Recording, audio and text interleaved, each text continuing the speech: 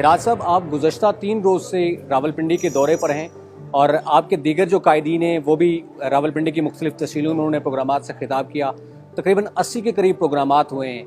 अब आप क्या समझते हैं, लोगों का रिस्पांस कैसा था, आपका ये दौरा कैसा रहा है? जवाद भाई, ये 3 रोज़ा दौरा था जिसमें हमारी पूरी मरकज़ी टीम और सूबाई टीम शामिल थी और ज़िली नज़म ने मशावरत के साथ बहुत खूबसूरत डिज़ाइन किया था। और अपने इस 3 दिनों में एक तो यहाँ तकरीबन 14 ज़ोन हैं, तो तमाम ज़ोन का दौरा हुआ। इस तरह 7 कौमी असम्बली के हलक़े हैं, तमाम हलक़ों में हम गए और इन दौरों में हमने अपने तंजीम के तमाम शोबाजात को चेक किया।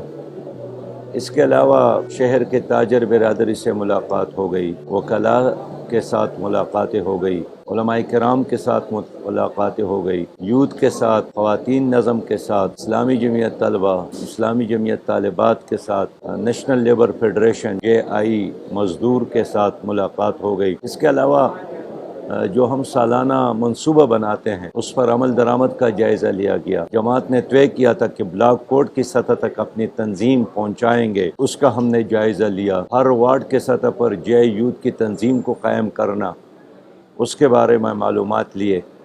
अफरादी क़ुव्वत में इजाफ़ा, इसके बारे में हमने मालूमात लिए। और फिर ये कि आने वाले बल्दियाती इलेक्शन के लिए, कंटोनमेंट बोर्ड के इलेक्शन के लिए और जनरल इलेक्शन के लिए तैयारियों का जायज़ा लिया गया। इसके अलावा जो तरबियती निज़ाम है, स्टडी सर्कल का निज़ाम है, शब-ए-दारियों का निज़ाम है, फ़हम कुरान और दुरूस कुरान का निज़ाम है, इन तमाम चीज़ों पर हमने इज्तिमाई तौर पर उनके साथ डिस्कशन की और आखिर में शूरा के साथ नशिस्त हो गई। इस शहर में गुज़श्ता 60 सालों से 50 सालों से कुछ ऐसे बुज़ुर्ग अरकान थे जो साहिब फ़राश है। आखिर में उन तमाम लोगों को जमा किया और उनकी हौसला अफजाई की। तो मैं समझता हूँ कि मजमूई तौर पर ये अपनी तंजीम को हर लिहाज से चेक करना, हौसला अफजाई करना, कमी कोताही है तो उनकी निशानदेही करना और अपने ज़िली नज़म ज़ोन और उससे भी निचले सतह पर जाकर अपने ज़िम्मेदारान से हमने मुलाकाती की। और ये हमारा दूसरा दौरा है। इसी तरह एक दौरा फैसलाबाद शहर का हुआ था, वो भी 3 दिन का था। तो इस पूरे दौरे में तकरीबन 80 से ज़्यादा प्रोग्राम हो गए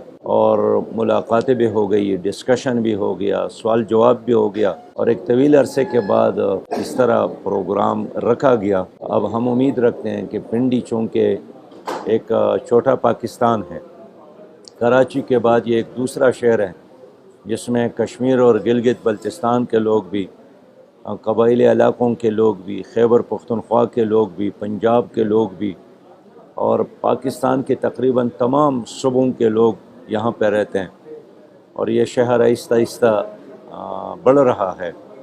तो हम समझते हैं कि ये एक लिहाज से सोच, फ़िक्र और कल्चर के लिहाज से ज़हनी तौर पर एक आज़ाद लोगों का शहर है।